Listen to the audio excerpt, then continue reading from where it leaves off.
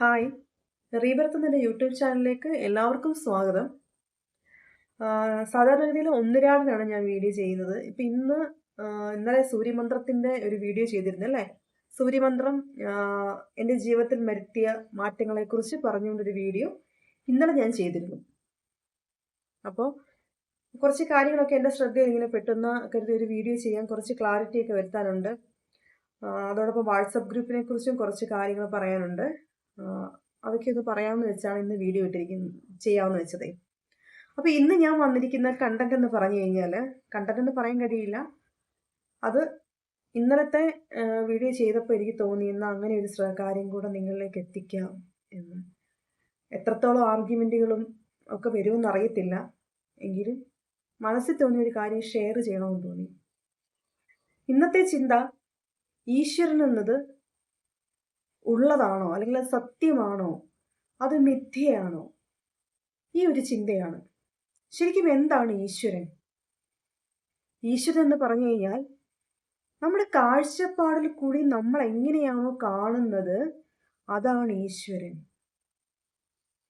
അല്ലേ? നമ്മുടെ ധാരണ എന്താണോ ഈശ്വരനെ കുറിച്ച്, ഉണ്ടോ ഇല്ലയോ, അതോ എന്താണ് ആ ശക്തി എന്ന് പറയുന്നത്, സത്യമാണോ അല്ലയോ എന്നതിനെ അടിസ്ഥാനപ്പെടുത്തിയാണ് ഈശ്വരൻ എന്ന ചിന്തയ്ക്ക് ഓരോരുത്തരുടെയും ജീവിതത്തിൽ പ്രാധാന്യമുണ്ടാവുന്നത്. ഇന്നലെ ഒരാൾ എന്നോട് പറയുകയുണ്ടായി, ഇന്ന പുസ്തകം വായിക്കൂ, ഈശ്വരൻ എന്ന കോൺസെപ്റ്റ് അതിനെക്കുറിച്ച് അതില്ല എന്ന് പറയുന്ന ഒരു പുസ്തകമാണ്. എൻ്റെ വീഡിയോയുടെ താഴെ അങ്ങനെ ഒരു കമൻറ്റ് വരികയുണ്ടായി.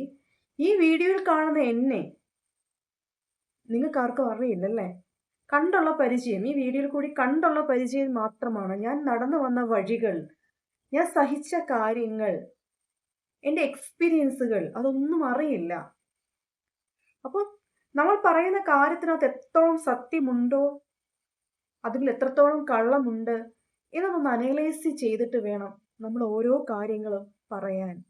ആരെ എങ്ങനെ എന്ത് പറഞ്ഞാലും ഞാനതൊന്നും മറുപടി കൊടുക്കാറില്ല, അതൊന്നും എന്നെ ബാധിക്കാറില്ല.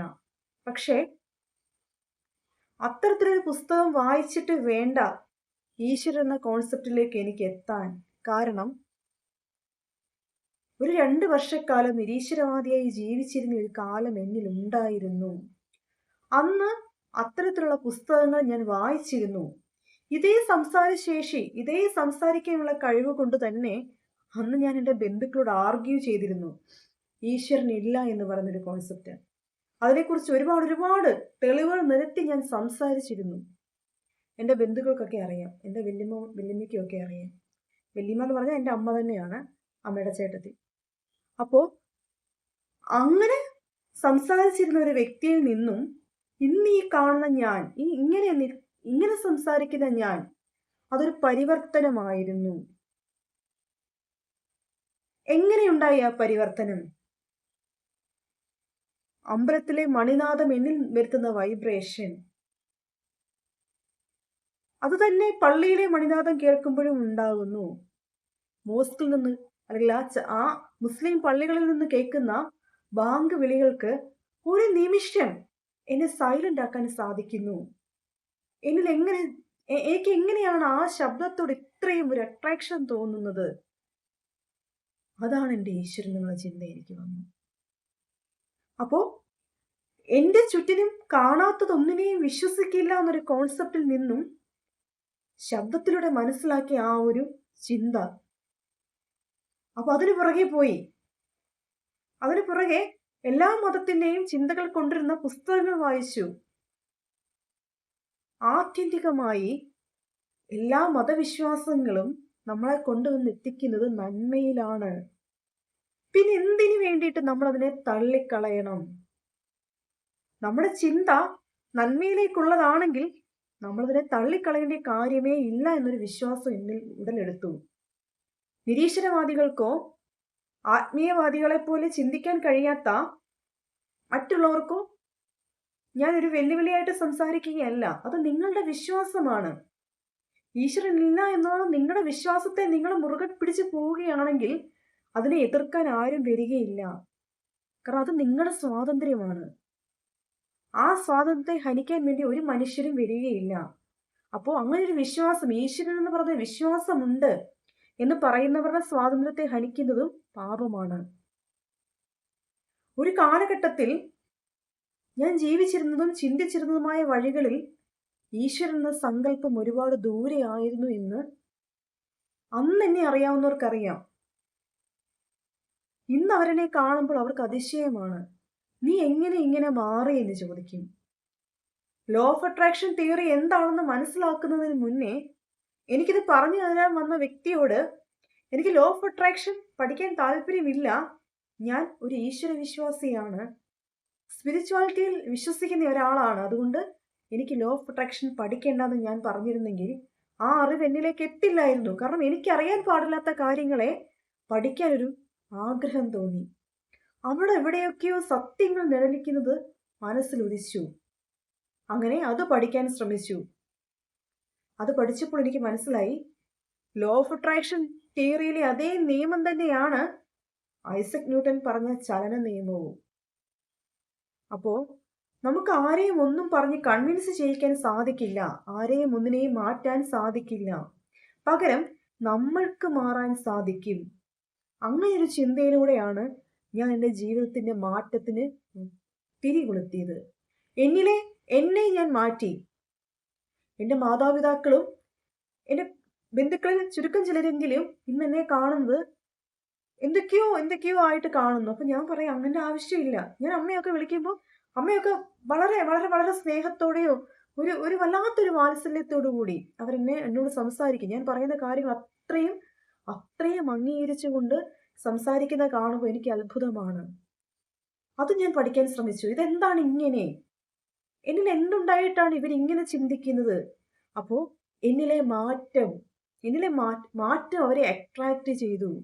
അതുകൊണ്ട് ഞാൻ ഒരു കാര്യം മനസ്സിലാക്കി, ആരെയും ഒന്നിനെയും ഞാൻ മാറ്റാൻ ശ്രമിക്കുന്നില്ല. എൻ്റെ മാറ്റങ്ങളിലൂടെ എൻ്റെ വഴിയിലേക്ക് വരുന്നവരെയാണ് എൻ്റെ കൂടെ ഞാൻ കൂട്ടുന്നത്.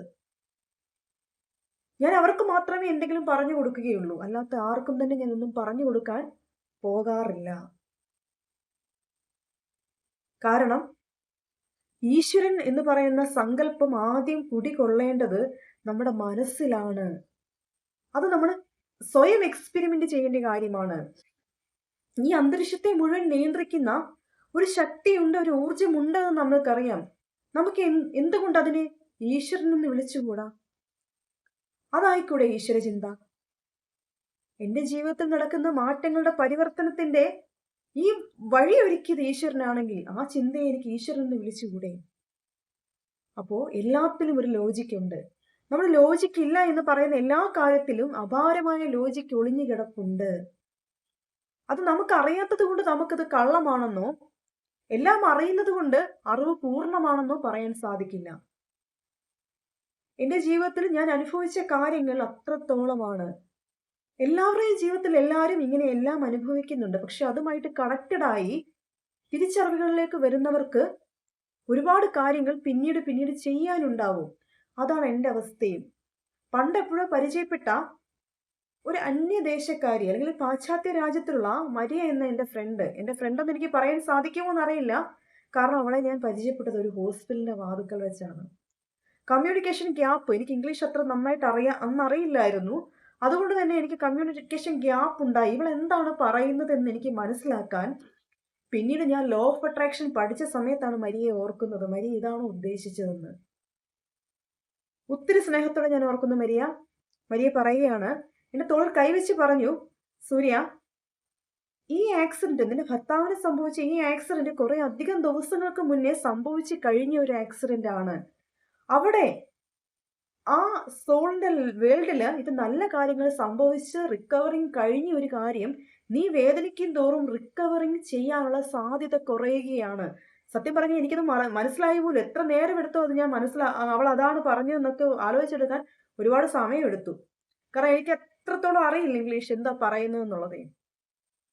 അപ്പൊ ഞാൻ പറഞ്ഞു, അയ്യോ ഇല്ല, ഇന്ന് രാവിലെ കഴിഞ്ഞ ആക്സിഡന്റ് ആണ്, അങ്ങനെ എന്തോ ഞാൻ പറഞ്ഞു തോന്നുന്നു. അപ്പൊ എന്നോട് പറഞ്ഞു, അല്ല, ഇത് ഒരുപാട് ദിവസങ്ങൾക്ക് മുന്നേ കഴിഞ്ഞതാണ്. എന്താണ് മരിയ ഉദ്ദേശിച്ചതെന്ന് ആത്മാവ് എന്താണെന്നോ സൂക്ഷ്മ ശരീര യാനം എന്താണെന്നോ മനസ്സിലാക്കുന്നതിന് മുമ്പ് എനിക്ക് കണക്ട് ചെയ്യാൻ സാധിച്ചില്ല. എൻ്റെ അറിവിൽ നിന്ന് ഞാൻ മനസ്സിലാക്കിയതിൽ വലിയൊരു സത്യം, ലോ ഓഫ് അട്രാക്ഷനുമായിട്ട് ഞാൻ കണക്ട് ചെയ്തപ്പോൾ എനിക്ക് ലോ ഓഫ് അട്രാക്ഷൻ വർക്കൗട്ടായി. അതായത് വരാൻ പോകുന്ന, സംഭവിക്കാൻ പോകുന്ന കാര്യങ്ങൾക്ക് ഇമാജിൻ ചെയ്തുകൊണ്ട് നന്ദി പറയാൻ ലോ ഓഫ് അട്രാക്ഷനിൽ പറയുന്നു. സംഭവിക്കാൻ പോകുന്നതിനൊക്കെ നന്ദി പറയുക. അതായത് ഇന്ന കാര്യം നിങ്ങൾക്ക് ആഗ്രഹമുണ്ടെങ്കിൽ അത് നടന്നു കഴിഞ്ഞാൽ ഫീലോടുകൂടി നന്ദി പറയുക എന്ന് ലോ ഓഫ് അട്രാക്ഷൻ തിയറിയിൽ പറയുമ്പോൾ ലോജിക്ക് വെച്ച് നമുക്കതിനെ അക്സെപ്റ്റ് ചെയ്യാൻ കുറച്ച് സമയമെടുക്കും. ആ സമയത്ത് ഞാൻ മരിയ പറഞ്ഞ വാക്കുകളെ കണക്ട് ചെയ്തു. സൂക്ഷ്മ ശരീരയാനം മനസ്സിലാക്കിയപ്പോൾ അതുമായിട്ടും കണക്ട് ചെയ്തു. ഒരു മനുഷ്യൻ ഉറങ്ങുമ്പോൾ ആ മനുഷ്യന്റെ സോള് ആ മനുഷ്യന്റെ ശരീരത്തിൽ നിന്നും ആസ്ട്രൽ ബോഡി പുറത്തു പോവുകയും അത് അതിന്റെ വേൾഡിലേക്ക് സഞ്ചരിക്കുകയും ചെയ്യും. ഒരു സിൽവർ കോഡ് കൊണ്ട് ആ സൂക്ഷ്മ ശരീരത്തെ ബാഹ്യ ശരീരവുമായിട്ട് കണക്ട് ചെയ്തിട്ടുണ്ട്. ആ ശരീരത്തിൽ നിന്ന് ആസ്ട്രൽ ബോഡി പുറത്തു പോയി അതിന്റെ ലോകത്ത് എത്രയോ ദിവസങ്ങൾക്ക് മുന്നേ നമുക്ക് ഇന്ന് നടക്കേണ്ട കാര്യം ജീവിച്ച് തീർക്കുമെന്നാണ് പറയുന്നത്. അത് എത്രത്തോളം സത്യമാണോ എത്രത്തോളം കള്ളമാണെന്ന് എനിക്കറിയില്ല. പക്ഷേ എനിക്കിത് മനസ്സമാധാനം തരുന്ന ഒരു കാര്യമായി. കാരണം അവിടെ നല്ല കാര്യങ്ങൾ സംഭവിച്ചു, ലൈറ്റിൽ നല്ല കാര്യങ്ങൾ സംഭവിച്ച ഒരു കാര്യം, ആ കാര്യത്തിന് ഞാൻ സങ്കടപ്പെടേണ്ട കാര്യമുണ്ടോ ഇപ്പോൾ? അപ്പോൾ എനിക്ക് മനസ്സിലായി, ഇപ്പം നടക്കുന്ന ഈ വേദനയെ സുന്ദരമായിട്ട് എനിക്ക് അതിജീവിക്കാൻ കഴിയും. ഈ വേദനയുടെ അവസാനം നന്മ മാത്രമായിരിക്കും ബാക്കി. അങ്ങനെ ഞാൻ അതിൻ്റെ മനസ്സിനെ സമാധാനിപ്പിച്ചു, സന്തോഷിക്കാൻ പഠിപ്പിച്ചു. അപ്പോൾ എൻ്റെ ജീവിതത്തില് സന്തോഷങ്ങൾ എനിക്കിങ്ങനെ അടിക്കടി വന്നുകൊണ്ടേയിരുന്നു. എല്ലാം നഷ്ടപ്പെട്ടു. ഇതാ ഒരു വാടക വീട്ടിൽ നിന്നുകൊണ്ടാണ് ഞാൻ ഈ വീഡിയോ എടുക്കുന്നത്. പക്ഷേ എല്ലാം സമ്പത്തിന്റെ നടുവിൽ നിന്നതിനേക്കാൾ ഞാൻ സന്തോഷത്തിലാണ് ഇന്നിപ്പോൾ. ധ്യാനം എന്താണെന്നും മെഡിറ്റേഷൻ എന്താണെന്നും ശരീരം എന്താണെന്നും ആത്മാവ് എന്താണെന്നും അങ്ങനെ ഈ പ്രാപഞ്ചിക ശക്തിയെ ഞാൻ അറിഞ്ഞുകൊണ്ടേയിരിക്കുന്നു. അപ്പൊ ഇതെനിക്ക് വളരെ സുന്ദരകരമായ ഒരു നിമിഷമാണ്. എന്റെ വീഡിയോയുടെ താഴെ സെക്ഷൽ കമന്റ് ഇടുന്നവരോട് എനിക്ക് യാതൊന്നും പറയാനില്ല, മറുത്തൊന്നും പറയാനില്ല. ഞാൻ നിങ്ങളെ ഒന്നും പറയില്ല. അത് നിങ്ങളുടെ സ്വാതന്ത്ര്യമാണ്, നിങ്ങളുടെ പ്ലാറ്റ്ഫോമാണ്. അവിടെ എന്തിടണമെന്ന് നിങ്ങൾക്ക് തീരുമാനിക്കാം. പക്ഷേ എന്നെ നിങ്ങൾക്കറിയില്ല. കാരണം എൻ്റെ ചിന്തകൾ ഇപ്പോൾ പോകുന്നത് ഉത്തമമായ വഴികളിലൂടെയാണ്. എൻ്റെ ഇല്ലായ്മയിലും വല്ലായ്മയിലും ഞാൻ സന്തോഷം കണ്ടെത്തുന്ന ഒരാളാണ്. അവിടെ എല്ലാം ഒരു ലോജിക്ക് കണ്ടെത്തി അതുമായിട്ട് കണക്ട് ചെയ്ത് ഒരുപാട് സന്തോഷിക്കുകയും വ്യക്തമായ രീതിയിൽ സംസാരിക്കുകയും ചെയ്യാനുള്ള കഴിവ് ഞാൻ നേടിയെടുത്തു. സാധാരണ സ്ത്രീകളെ പോലെ മാറി നിൽക്കുകയോ വിഷമിക്കുകയോ ചെയ്യാതെ എനിക്ക് പറയാനുള്ള കാര്യങ്ങൾ വ്യക്തതയോടെയും ദൃഢതയോടെയും പറയാൻ ഞാൻ പഠിച്ചു. ഇതൊക്കെ മറ്റുള്ളവർക്ക് നോക്കിക്കാണുമ്പോൾ എന്നിൽ സംഭവിച്ച അത്ഭുതങ്ങളാണെന്ന് അവർ പറയും ഇത് പൂർവ്വജന്മവുമായിട്ട് കണക്റ്റഡ് ആണ്, നീ ഇങ്ങനെ ചിന്തിക്കുന്നത് പൂർവ്വജന്മവുമായിട്ട് കണക്റ്റഡ് ആണെന്ന് അവരെന്നോട് പലവട്ടം പറഞ്ഞു. സന്തോഷം ഇത് കേൾക്കുമ്പോൾ. എനിക്കറിയില്ല എൻ്റെ പൂർവ്വജന്മം എന്തായിരുന്നു എന്ന് എനിക്കറിയില്ല. അത് കള്ളമാണെന്ന് ഞാൻ പറയില്ല. അപ്പൊ ഞാൻ പറയും അതും ഒരു സത്യമായിരിക്കാം, അല്ലെങ്കിൽ അത് കള്ളമാണ്, അത് അങ്ങനെയാണ് ഇങ്ങനെയാണെന്ന് ആർഗ്യൂ ചെയ്യാൻ ഞാൻ പോകാറില്ല. ഒരു കാര്യത്തിനുമെതിരെ ഞാൻ ആർഗ്യുമെന്റ് ചെയ്യാൻ പോകാറില്ല. മനഃശാസ്ത്രജ്ഞനെ കാണിക്കുമെന്ന് പറയുന്നവരോടും എനിക്കത് തന്നെ പറയാനുള്ളൂ. ആ വഴികളിലൂടെ ഞാൻ സഞ്ചരിച്ചിട്ടുണ്ട്. അതെന്താണെന്ന് വ്യക്തമായിട്ടും എനിക്കറിയാം. അപ്പോൾ ഒരുപാട് വർഷക്കാലം ഹോസ്പിറ്റലിനകത്ത് ജീവിച്ചത് കൊണ്ട് തന്നെ പല ജീവിതങ്ങളും ഞാൻ കണ്ടു. പല പ്രശ്നങ്ങളെ എങ്ങനെ അഭിമുഖീകരിക്കണമെന്ന് ഞാൻ പഠിച്ചു. ഇതൊക്കെ എനിക്ക് എൻ്റെ ആത്മാവ് കൊണ്ടുതന്ന നന്മയാണ്, ഞാനെന്ന തിരിച്ചറിവിലേക്കുള്ള സത്യമാണ്. എപ്പോഴും നമ്മുടെ ചിന്തകളെ പോസിറ്റീവായി വെക്കുന്നത് കൊണ്ട് നമുക്ക് നന്മയാണ് സംഭവിക്കുന്നതെങ്കിൽ അത് ആ ചിന്ത ഈശ്വരനായിക്കൂടെ? അല്ലേ? ഒരേ കളർ തന്നെ, ഒരു നീല കളറ് എന്റെ കണ്ണിൽ കൂടെ കാണുന്നത് പോലെയല്ല വേറൊരാള് കാണുന്നത്. ഞാൻ കാണുന്ന സൗന്ദര്യമല്ല വേറൊരാള് കാണുന്നത്. അപ്പം എനിക്ക് പറയാൻ സാധിക്കുമോ അതിന് സൗന്ദര്യമില്ല, ഞാൻ കണ്ടതാണ് സൗന്ദര്യമെന്ന്? ഇല്ല. കാഴ്ചപ്പാടിൽ വ്യത്യാസമുണ്ട്. അതെന്തുകൊണ്ട്? ഒരേ മാതാവിന്റെയും പിതാവിന്റെയും മക്കൾ തമ്മിൽ വ്യത്യാസമില്ലേ? രണ്ട് കുട്ടികളും രണ്ട് സ്വഭാവക്കാരാണ്. എന്തുകൊണ്ട്? അവർ രണ്ടുപേരും രണ്ട് സോളാണ്. അവർ രണ്ടുപേരുടെ ശരീരത്തിലുള്ള സോളിന്റെ വളർച്ച രണ്ട് രീതിയിലാണ്. രണ്ട് രീതിയിലുള്ള കർമ്മക്കണക്ക് വീട്ടാൻ വേണ്ടിയിട്ടാണ് അവർ വന്നിരിക്കുന്നത്. അപ്പൊ ഒരേ എക്സ്പീരിയൻസ് എങ്ങനെ ഉണ്ടാകും? ട്വിൻസ് ആണെങ്കിൽ കൂടിയും സ്വഭാവത്തിൽ വ്യത്യാസങ്ങളുണ്ട്, അവരുടെ ഇൻട്രസ്റ്റിൽ വ്യത്യാസമുണ്ട്, അവരുടെ താല്പര്യങ്ങളിൽ വ്യത്യാസമുണ്ട്. എന്തുകൊണ്ട്? ഒരേ സമയത്ത് അല്ലെങ്കിൽ ഒരു നിമിഷ നേരത്തെ വ്യത്യാസം കൊണ്ട് ജനിക്കുന്ന ട്വിൻസിന് എങ്ങനെ വ്യത്യാസം ഉണ്ടാവുന്നു അല്ലേ? ചിന്തിച്ചിട്ടുണ്ടോ നമ്മൾ എപ്പോഴെങ്കിലും ഇങ്ങനെയുള്ള കാര്യങ്ങൾ? അപ്പൊ ഇതെല്ലാം ഈശ്വരീയ ചിന്തയുമായിട്ട് കണക്ട് ചെയ്ത് സംസാരിക്കാനാണ് എനിക്കിഷ്ടം. സിസ്റ്ററെ എനിക്ക് വേണ്ടി പ്രാർത്ഥിക്കണേന്ന് ഞാൻ പറയുമ്പോൾ എനിക്ക് കൊണ്ട തന്ന ജാസ്മിൻ സിസ്റ്ററെ ഞാൻ ഓർമ്മിക്കുന്നു. സിസ്റ്ററെ എനിക്ക് ഇന്ന രീതിയിലുള്ള കൊണ്ട തരണേന്ന് പറഞ്ഞപ്പോൾ അത് കൊണ്ടുതരികയും എനിക്ക് വേണ്ടി നോയമ്പ് അല്ലെങ്കിൽ വ്രതമെടുത്ത ഉപവാസം എടുത്ത സിസ്റ്ററെയും ഞാൻ ഓർക്കുന്നു. ഇന്ന പ്രശ്നപരിഹാരം ഇന്ന പള്ളിയിൽ കൊടുത്താൽ ഈ രോഗത്തിൽ നിന്ന് മുക്തി വരുമെന്ന് പറഞ്ഞപ്പോൾ ആ ഉസ്താദിന്റെ അടുത്തത് കൊടുത്ത് ഇത് ഞാൻ പള്ളിയിൽ കൊടുക്കാം, പള്ളിയുടെ മുമ്പിൽ നിന്നോട് പ്രാർത്ഥിച്ചിട്ട് പൊക്കോളൂ, എല്ലാം ശരിയാകും, എല്ലാ പ്രശ്നങ്ങളും മാറും, പൂർവ്വ ആരോഗ്യത്തോടെ തിരിച്ചു വരുമെന്ന് പറഞ്ഞ ആ ഉസ്താദിനെ ഞാൻ നന്ദിയോടുകൂടി സ്മരിക്കുന്നു. അപ്പോ മതമല്ല, നമ്മുടെ ചിന്തകളാണ് നമ്മളെ കൊണ്ടുവന്നെത്തിക്കേണ്ടത്.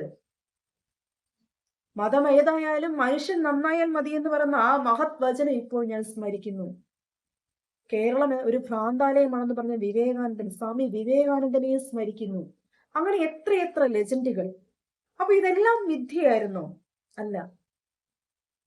ശ്രീബുദ്ധ ഭഗവാൻ ശ്വാസമാണ് ഗുരുവെന്നും ദേഹമാണ് ദേവാലയമെന്നും ആത്മാവാണ് ഈശ്വരനെന്നും ആനാപാനസതി ധ്യാനത്തിലൂടെ പഠിപ്പിക്കാൻ ശ്രമിച്ചത് കള്ളമാണോ? അതുമല്ല. ബോധിമരത്തിന്റെ ചോട്ടിലിരുന്നപ്പോൾ ശ്രീബുദ്ധ ഭഗവാന് ബോധോദയം വന്നു എന്ന് നമ്മൾ പഠിച്ചു. പക്ഷേ സഹജമായ ശ്വാസത്തിൽ ശ്രദ്ധിച്ചിരുന്നത് കൊണ്ട് ബുദ്ധഭഗവാന് പരിവർത്തനം സംഭവിച്ചതാണെന്ന് മനസ്സിലാക്കാൻ പിന്നെയും ഏറെ വൈകി അല്ലേ? അപ്പൊ ഇങ്ങനെയുള്ള കാര്യങ്ങളൊക്കെ വൈകി എത്തുന്ന അറിവുകളും പെട്ടെന്ന് വരുന്ന അറിവുകളും ഒന്നും കള്ളമല്ല. അതിൻ്റെ അകത്ത് എവിടെയൊക്കെയോ ലോജിക്കുകളുണ്ട്. അപ്പോൾ നമുക്കറിയാൻ പാടില്ലാത്ത കാര്യങ്ങളെ നമ്മൾ പൂർണ്ണമായും തെറ്റിദ്ധരിക്കുകയാണെങ്കിൽ അത് നിങ്ങളുടെ സ്വാതന്ത്ര്യമാണ്. അതിനകത്ത് ഒരിക്കലും ഞാൻ ചോദ്യം ചെയ്യാൻ വരില്ല. ഞാൻ ആരുമല്ല. കാരണം നിങ്ങളും ഉത്തമോത്തമരായ സോളുകളാണ്. നിങ്ങൾക്ക് നിങ്ങളുടേതായ ചിന്തകളുണ്ട്, നിങ്ങൾക്ക് നിങ്ങളുടേതായ അഭിപ്രായങ്ങളുണ്ട്. അത് രേഖപ്പെടുത്തുന്നതിന് എനിക്ക് ഒരു പരാതിയും നിങ്ങളോട് ആരോടുമില്ല. നിറഞ്ഞ സ്നേഹം മാത്രമേ ഉള്ളൂ. ഈ യൂണിവേഴ്സ് എന്നെ പഠിപ്പിച്ചിരിക്കുന്നത് അതാണ്. എല്ലാവരെയും സ്നേഹിക്കുക, എല്ലാത്തിനോടും ക്ഷമിക്കുക, എല്ലാത്തിനെയും നമ്മുടെ കൂടെ നമ്മളെ വിശ്വസിച്ച് കൂടെ നിൽക്കുന്നവരെ ചേർത്ത് നിർത്തുക.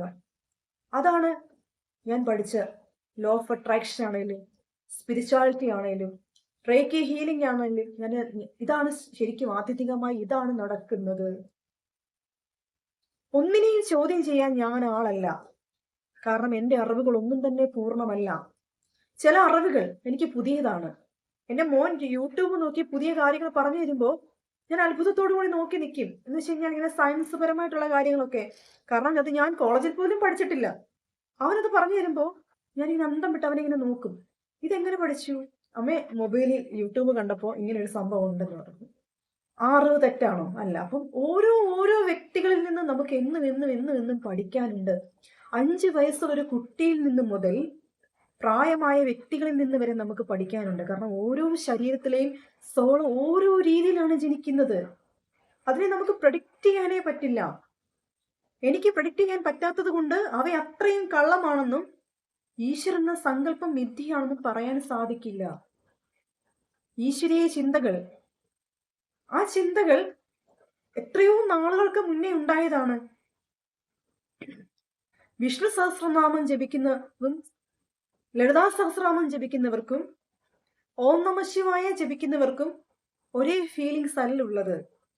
വിഷ്ണു സഹസ്രനാമം മാത്രം ജപിച്ച് ജീവിതത്തിൽ രക്ഷപ്പെട്ടവരുണ്ട്. ലളിതാ സഹസ്രനാമം മാത്രം ജപിച്ച് രക്ഷപ്പെട്ടവരുണ്ട്. ഓം നമഃ ശിവായ മന്ത്രം മാത്രം ജപിച്ചുകൊണ്ടിരിക്കുന്നവരുണ്ട്. അപ്പം ഇത് ഈ മന്ത്രങ്ങളൊക്കെയും ഓരോരുത്തർക്കും ഓരോ രീതിയിലാണ് എഫക്റ്റ് ആവുക.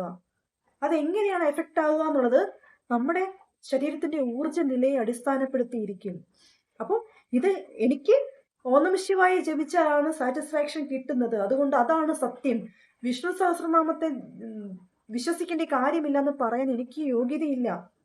ഒരാളുടെ അഭിപ്രായത്തെയോ വിശ്വാസത്തെയോ തകർക്കാനുള്ള യോഗ്യത എനിക്കില്ല. കാരണം എല്ലാ വിശ്വാസങ്ങളും ആത്യന്തികമായി മനുഷ്യനെ കൊണ്ടുവന്നെത്തിക്കുന്നത് നന്മയിലാണ്. മാതാപിതാ ഗുരു ദൈവമെന്ന് സ്കൂളുകളിൽ പഠിപ്പിക്കേണ്ട കാര്യമില്ല. അവിടെ ലോജിക്കുള്ള കാര്യങ്ങൾ മാത്രം പഠിപ്പിച്ചാൽ പോരെ. എന്തിനാണ് മാതാപിതാ ഗുരു ദൈവമെന്ന് പഠിപ്പിക്കുന്നത്? മാതാവിനെയും പിതാവിനെയും വണങ്ങൂ, അതിനുശേഷമാണ് ഗുരു, പിന്നെയാണ് ദൈവം. ആ സംസ്കാരത്തിന്റെ പാതയിൽ കുഞ്ഞുങ്ങൾ വളർന്നു വരികയാണെങ്കിൽ ഉത്തമരായ കുഞ്ഞുങ്ങളായി മാറുമെന്നുള്ള കോൺസെപ്റ്റ് കൊണ്ടാണ് അത് പഠിപ്പിക്കുന്നത്. അപ്പോൾ എല്ലാത്തിനും അതിൻ്റെതായ ഒരു ശരികളുണ്ട്. നമ്മൾ കാണുന്ന കാഴ്ചപ്പാടിലാണ് വ്യത്യാസം. എന്നെ വഴക്ക് പറഞ്ഞൊരു വ്യക്തി എന്നെ വഴക്ക് പറഞ്ഞു എന്ന് ചിന്തിക്കാതെ എന്തുകൊണ്ട് എന്നെ വഴക്ക് പറഞ്ഞു എന്ന് ചിന്തിക്കാൻ സാധിക്കുകയാണെങ്കിൽ, അവരുടെ ആറ്റിറ്റ്യൂഡിൽ നിന്ന്, അവരുടെ ആംഗിളിൽ നിന്ന് ആ കാര്യത്തെ കാണാൻ ശ്രമിക്കുകയാണെങ്കിൽ പ്രശ്നങ്ങൾ തീരും. കുടുംബ ബന്ധങ്ങളിലെ പ്രശ്നങ്ങളും തീരും. എൻ്റെ ജീവിതത്തിൽ ഞാനിതിപ്പം പ്രാക്ടീസ് ചെയ്തുകൊണ്ടിരിക്കുന്ന ഒരു കാര്യമാണ്. നേരത്തെ എനിക്ക് അതിനെക്കുറിച്ച് ഒന്നും അറിയില്ലായിരുന്നു. പക്ഷെ എൻ്റെ ചിന്തകളും എൻ്റെ ജീവിതവും എന്നെ ഒരുപാട് പഠിപ്പിച്ചു, ഒരുപാട് മാറ്റങ്ങൾക്ക് അനിവാര്യമാക്കി. എൻ്റെ സാഹചര്യങ്ങളും എൻ്റെ ചിന്തകളും എന്നെ ഈ ഒരു നിമിഷത്തിലേക്ക് മാറ്റി വെച്ചിരുന്നു. ആ യൂണിവേഴ്സിന് ഞാൻ നന്ദി പറയുന്നു. അതുകൊണ്ട് ബാഡ് കമന്റ് ഇടുന്നവർ എന്നെ വേദനിപ്പിക്കാൻ ഇടുകയാണെങ്കിൽ കൂടിയും എനിക്ക് നിങ്ങളോട് പരാതിയില്ല. കാരണം നിങ്ങളുടെ ശരീരത്തിലുള്ള സോള് വേറെയാണ്. അത് ഈ പ്രപഞ്ചത്തിന്റെ നിയമമാണ്. നമ്മളെ വേദനിപ്പിക്കുന്നവരും നമ്മളെ സന്തോഷിപ്പിക്കുന്നവരും ഈ ലോകത്തുണ്ട്. ആനയും പുലിയും മുയലും ഒരേ കാട്ടിൽ വസിക്കുന്നില്ലേ? അവരുടെയൊക്കെ സ്വഭാവ സവിശേഷതകൾ വേറെയല്ലേ? എന്തുകൊണ്ട് അവർക്കെല്ലാം ഒരേ സ്വഭാവം കിട്ടിയില്ല? ചിന്തിക്കുന്നുണ്ടോ എപ്പോഴെങ്കിലും? നമ്മൾ മരിക്കുമെന്ന് അറിഞ്ഞിട്ട് ജീവിക്കുന്നില്ലേ? നമ്മൾ അതിനെ പേടിക്കുന്നുണ്ടോ? ഇന്നല്ലെങ്കിൽ നാളെ നമ്മൾ മരിക്കും. അതെന്തുകൊണ്ട് നമ്മൾ വിശ്വസിച്ചു? ആ വിശ്വാസം സത്യമാണ്. അതിനെ മാറ്റി നിർത്താൻ കഴിയില്ല കള്ളമെന്ന് പറഞ്ഞ്. ഒരിക്കലും മരിക്കില്ല എന്ന് കരുതി മനുഷ്യർക്കാർക്കും ജീവിക്കാൻ സാധിക്കില്ല. മരണത്തെ ജയിക്കാൻ കഴിവുള്ള ആരെയും ഞാൻ കണ്ടിട്ടില്ല. മരിക്കാൻ പേടിയുള്ളവരെ കണ്ടിട്ടുണ്ടെങ്കിലും മരണത്തെ അതിജീവിക്കുമെന്ന് പറയുന്ന മനുഷ്യരെ കണ്ടിട്ടില്ല. അപ്പൊ എല്ലാം സത്യമാണ്. കള്ളമാണോ എന്ന് ചോദിച്ചു കഴിഞ്ഞാൽ കള്ളമല്ല, സത്യമാണോ എന്ന് ചോദിച്ചു കഴിഞ്ഞാൽ സത്യമല്ല. അങ്ങനത്തെ കാര്യങ്ങളാണ് നമ്മുടെ പ്രപഞ്ചത്തിൽ നടന്നുകൊണ്ടിരിക്കുന്നത്. അതുകൊണ്ട് തന്നെ ഒരു ആക്ടർ ഈ സമയത്ത്, ഞാൻ പേര് പറയുന്നില്ല, ഒരു തമാശ രൂപേണ പറയുകയുണ്ടായി ഒരു ഇന്റർവ്യൂല്. നിങ്ങൾ എല്ലാവരും കണ്ടതല്ലേ? ബൈബിളാണോ കൂടുതൽ വിറ്റ് പോകുന്നത്, മദ്യമാണോ കൂടുതൽ വിറ്റ് പോകുന്നത് ചോദിച്ചില്ലേ? സത്യം പറഞ്ഞു കഴിഞ്ഞാൽ ഞാൻ അന്നേരം ചിരിച്ചെങ്കിലും ഞാനത് ചിന്തിച്ചു. ശരിയല്ലേ പറഞ്ഞത്? ഇങ്ങനെ സംസാരിക്കണമെങ്കിൽ അതിന് കുറച്ചെങ്കിലും ഒരു അറിവുള്ള ഒരു വ്യക്തിക്കല്ലേ അങ്ങനെ സംസാരിക്കാൻ കഴിയുമെന്ന് ഞാൻ ആലോചിച്ചു. അപ്പൊ ഞാൻ ഈ മനുഷ്യനെ ഇങ്ങനെയല്ല കണ്ടത്. എൻ്റെ മനസ്സിൽ എന്തൊക്കെയോ തെറ്റിദ്ധാരണകൾ ഈ മനുഷ്യനെ കുറിച്ച് ഉണ്ടായിരുന്നു. അത് തെറ്റായിരുന്നല്ലോ, കുറച്ചൊക്കെ അറിവുണ്ടല്ലോ എന്ന് ഞാൻ ചിന്തിച്ചു. അതാണ് നമ്മുടെ മനസ്സിൽ ഓരോ മനുഷ്യനെ കുറിച്ചുമുള്ള ചിന്തകൾ. നമുക്കറിയാൻ മേലാത്തവരെ നമ്മൾ അങ്ങനെ പ്രൊഡിക്റ്റ് ചെയ്യും. അവിടെ തന്നെ നമ്മൾ വലിയൊരു പാപം ചെയ്യുകയാണ്. കാരണം നമ്മൾ നമ്മുടെ സഹജീവിയെ സ്നേഹിക്കണമെന്ന് പറഞ്ഞിട്ട് നമ്മളെ സഹജീവിയെ വേദനിപ്പിക്കുന്നു. എൻ്റെ കുടുംബം, എൻ്റെ ഭാര്യ, എൻ്റെ മക്കള്, അല്ലെങ്കിൽ എൻ്റെ ഭർത്താവ്, എൻ്റെ മക്കള് എന്ന രീതിയിൽ ജീവിക്കുമ്പോൾ സഹജീവിയെ സ്നേഹിക്കാൻ പറഞ്ഞാൽ ബുദ്ധിമുട്ടാണ്. നിനക്കുള്ളതിന്റെ ഒരു പങ്ക് നീ സഹജീവിക്കൂടെ ഷെയർ ചെയ്ത് കൊടുക്കുമെന്ന് പറയുമ്പോഴും ബുദ്ധിമുട്ടാണ്. കാരണം സമ്പത്ത് എനിക്ക് മാത്രമേ ആകാവൂ, അല്ലെ? നന്മകൾ എനിക്ക് മാത്രമേ ആകാവൂ. എത്ര സ്നേഹബന്ധമാണെന്ന് പറഞ്ഞാലും അതെനിക്ക് മാത്രമേ ആകാവൂ. ഞാനത് ഇന്ന് അനുഭവിച്ചറിയുന്നൊരു കാര്യമാണ്. എൻ്റെ ഈ വീഡിയോസിൻ്റെ ഒക്കെ ലിങ്ക് ഞാൻ വാട്സപ്പ് സ്റ്റാറ്റസിൽ ഇടുമ്പോൾ എന്നെ കൂടെ ജോലി ചെയ്ത ഒരുപാട് പേരത് കാണുന്നുണ്ട്. എൻ്റെ സഹോദരങ്ങളുടെ സ്ഥാനത്ത് നിൽക്കുന്നവർ കാണുന്നുണ്ട്. പക്ഷേ അതിനകത്ത് എത്ര പേര് ആ ഒരു ഗ്രീൻ ലവ് തരുന്നു എന്നുള്ളത് ഞാൻ ആദ്യം ഒന്നും ശ്രദ്ധിച്ചില്ല. പക്ഷെ പിന്നെ ഞാനത് ശ്രദ്ധിച്ചു തുടങ്ങി. ഞാൻ ഹൃദയത്തോട് വളരെ ചേർത്ത് വെച്ചവര് അത് തരുന്നില്ല. പക്ഷെ ഞാൻ ഹൃദയത്തോട് അധികം ചേർത്ത് വെക്കാത്തവരൊക്കെ അത് തരികയും എന്നെ വിളിക്കുകയും നന്നായിട്ടുണ്ടെന്ന് അപ്രീഷിയേറ്റ് ചെയ്യുകയൊക്കെ ചെയ്യുന്നു. അപ്പോൾ നമ്മുടെ കാഴ്ചപ്പാടിനകത്ത് ഒരുപാട് വ്യത്യാസങ്ങൾ വരാനുണ്ട്. നമ്മുടെ ചിന്തകളിൽ വ്യത്യാസങ്ങൾ വരാനുണ്ട്. നമ്മൾ മനസ്സിലാക്കിയ സത്യങ്ങളിൽ വ്യത്യാസം വരാനുണ്ട്. നമ്മൾ കണ്ണു തുറന്നത് കാണുന്നത് പോണക്കിരിക്കും നമ്മുടെ കൈകളിലേക്ക് അത് വരുന്നത്. എന്നെ വേദനിപ്പിക്കാൻ ഈ ഭൂമിയിലെ ഒന്നിനും സാധിക്കില്ല എന്ന് ഞാൻ വാക്ക് പറയുന്നില്ല, അഹങ്കാരം പറയുന്നില്ല. പക്ഷേ എൻ്റെ വേദനകളെ അതിജീവിക്കാനുള്ള കരുത്ത്, എത്ര എന്നെ പ്രവോക്ക് ചെയ്യുന്ന സിറ്റുവേഷനെയും തരണം ചെയ്യാനുള്ള കരുത്ത്, മനസ്സിനെ സ്റ്റില്ലായിട്ട് നിലനിർത്തിക്കൊണ്ട് പോകാനുള്ള കരുത്ത്, എത്ര വലിയ പ്രശ്നങ്ങൾ വന്നാലും അതിനെ ഞാൻ അതിജീവിക്കുമെന്ന് എനിക്ക് വല്ലാത്തൊരു കോൺഫിഡൻസ്. ഇതൊക്കെ ഞാൻ നേടിയെടുത്തത് ധ്യാനത്തിലൂടെയും മെഡിറ്റേഷനിലൂടെയും എൻ്റെ ചുറ്റുമുള്ള ഒബ്സർവേഷനിലൂടെയൊക്കെയാണ്. അപ്പോൾ ഇതൊന്നും കള്ളമാണെന്ന് വിശ്വസിക്കാൻ എനിക്ക് ഇഷ്ടമല്ല. നിങ്ങൾ നിങ്ങളുടെ വിശ്വാസത്തിൻ്റെ കൂടെ പൊക്കോളൂ, അതിന് ഞാൻ തടയുന്നില്ല. എല്ലാവരോടും സ്നേഹം മാത്രമേ ഉള്ളൂ. ഈ വീഡിയോ കാണുന്ന എല്ലാവർക്കും, നല്ലത് ചിന്തിച്ചവർക്കും ചീത്ത ചിന്തിച്ചവർക്കും യൂണിവേഴ്സ് നല്ലത് മാത്രം വരുത്തട്ടെ എന്ന് പ്രാർത്ഥിക്കുന്നു. ആത്മാർത്ഥമായിട്ട് ഹൃദയത്തിന്റെ ഭാഷയിൽ പ്രാർത്ഥിക്കുകയാണ്. എല്ലാവർക്കും നന്മയുള്ള ഒരു ദിവസമാകട്ടെ. അതുപോലെ തന്നെ വാട്സപ്പ് ഗ്രൂപ്പിന്റെ ഒരു കാര്യം പറയാനുണ്ട്. ഇന്ന് മുതൽ വാട്സപ്പ് ഗ്രൂപ്പ് ഫീമെയിൽസ് ഉള്ളി ആക്കിയേക്കുക. കാരണം അത് മെയിൻറ്റെയിൻ ചെയ്ത് കൊണ്ടുപോകാൻ വേറെ 1-2 ഗ്രൂപ്പും കൂടെ ഉണ്ട്. അപ്പോൾ അത് മെയിൻറ്റെയിൻ ചെയ്ത് കൊണ്ടുപോകാൻ ഇച്ചിരി ബുദ്ധിമുട്ട് വരും. അപ്പോൾ ആ ഗ്രൂപ്പിലുള്ള ലേഡീസൊക്കെ എന്നോട് ആവശ്യപ്പെട്ടു ഫീമെയിൽസ് ഉള്ളി ആക്കണമെന്ന്. അപ്പോൾ ആ ഗ്രൂപ്പ് ഫീമെയിൽസ് ഉള്ളി ആക്കുകയാണ്. പിന്നീട് എപ്പോഴെങ്കിലും ഒക്കെ നമുക്ക് ജെൻസ് ഉള്ളി ആക്കി തരാം ഞാൻ, കുറച്ചുകൂടെ ഒക്കെ കഴിയട്ടെ. അപ്പോൾ ആ വാട്സപ്പ് ഗ്രൂപ്പിൻ്റെ ലിങ്ക് ഞാൻ കൊടുത്തേക്കാം. ഒരുപാട് വേദനയും വിഷമവും ഒക്കെ അനുഭവിച്ച് ആരോടെങ്കിലുമൊക്കെ എന്തെങ്കിലുമൊക്കെ ഷെയർ ചെയ്യണമെന്നും ഒറ്റയ്ക്കായി പോയി ഒന്ന് തോന്നുന്നതും വിഷമങ്ങളെ തരണം ചെയ്യണമെന്ന് പഠിക്കാൻ താല്പര്യമുള്ളവർക്കൊക്കെ ആ ഗ്രൂപ്പിൽ ജോയിൻ ചെയ്യാം. ആ ഗ്രൂപ്പിൽ ജോയിൻ ചെയ്യുമ്പോൾ ഒരു നിബന്ധനയുണ്ട്. നിങ്ങൾ ആ ഗ്രൂപ്പിൽ ജോയിൻ ചെയ്യുന്ന സമയത്ത് നിങ്ങളുടെ വോയിസിൽ ഒരു ഹലോ പറയണം, അല്ലെങ്കിൽ ഒരു ഹായ് പറയണം. നിങ്ങൾ ജസ്റ്റ് ഒന്ന് ഇൻട്രൊഡ്യൂസ് ചെയ്യണം. അത് എനിക്ക് നിങ്ങളുടെ സൗണ്ട് കേൾക്കുമ്പോൾ ആ സൗണ്ടിൻ്റെ വൈബ്രേഷൻ കൊണ്ട് നിങ്ങൾ അനുഭവിക്കുന്ന മാനസികാവസ്ഥ ഒരുവിധമൊക്കെ മനസ്സിലാക്കിയെടുക്കാൻ സാധിക്കും. പിന്നെ റേക്കി ഹീലിങ്ങിനെ കുറിച്ച് ഇന്ന് വാട്സപ്പിൽ പേഴ്സണലായിട്ട് ഒരുപാട് പേര് ചോദിക്കുകയുണ്ടായി. ഞാൻ റേക്കി ഹീലിംഗ് വേണമെന്ന് പറയുന്നവർക്ക്, ഹീലിംഗ് മെത്തേഡ് വേണമെന്ന് പറയുന്നവർക്ക് മാത്രമാണ് അത് ചെയ്തു കൊടുക്കുന്നത്. വാട്സപ്പ് ഗ്രൂപ്പിൽ ജോയിൻ ചെയ്യുന്നവർക്ക് ക്ലാസ്സുകൾ ഞാൻ അറ്റൻഡ് ചെയ്ത് കൊടുക്കാറുണ്ട്. ലോ ഓഫ് അട്രാക്ഷനും സ്പിരിച്വാലിറ്റിയും റേക്കി ഹീലിംഗും എല്ലാം കൂടെ കണക്ട് ചെയ്ത ഒരു ക്ലാസ് തന്നെയാണ് എടുക്കുന്നത്. ഒരുപാട് ഹീലിംഗ് അതിൽ ഞാൻ ചെയ്യുന്നുണ്ട്. അപ്പോൾ അതിൽ ശനിയാഴ്ച ഞായറാഴ്ചയാണ് ഞാൻ മാക്സിമം ക്ലാസ് കൊടുത്തുകൊണ്ടിരുന്നത്. കാരണം ഞാൻ ജോലിയൊക്കെ കഴിഞ്ഞ് വന്ന ആ സമയത്ത്, ഇപ്പോൾ ജോലി ചെയ്യുന്നില്ലെങ്കിലും അപ്പോൾ അങ്ങനെയാണ് ഞാൻ ക്ലാസ്സുകൾ അറേഞ്ച് ചെയ്തുകൊണ്ടിരുന്നത്.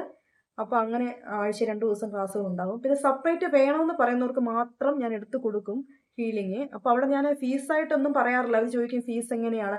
ഞാൻ പറയും നിങ്ങൾ 1 രൂപ തൊട്ട് തന്നാലും അതെനിക്ക് സന്തോഷമാണ്. ഞാൻ അങ്ങനെയാണ് എല്ലാവരോടും പറയുന്നത്. എല്ലാവർക്കും ഐശ്വര്യമുള്ളൊരു ദിവസങ്ങൾ മുൻപോട്ട് ഉണ്ടാവട്ടെ. ഓക്കെ, ഇന്ന് ഞാൻ നിർത്തുന്നു. ഞാൻ മറ്റൊരു വീഡിയോയുമായി മറ്റൊരു ദിവസം വരാം. ബൈ.